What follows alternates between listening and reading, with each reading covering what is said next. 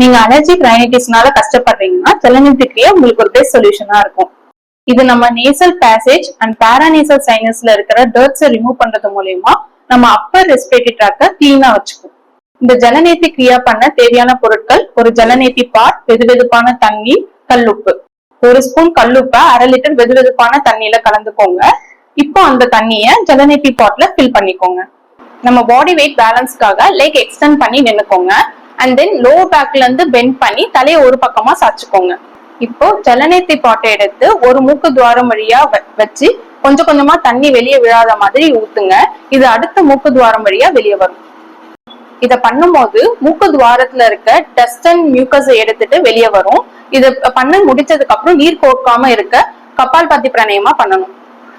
இது cold, cough, sinusitis, bronchial asthma, dust allergy, anxiety and டிப்ரெஷன்ல இருந்து நல்ல ரிலீஃப் தரும். இத ப்ராப்பர் நேச்சுரோபதி டாக்டர் கைடன்ஸோட பண்ணுங்க.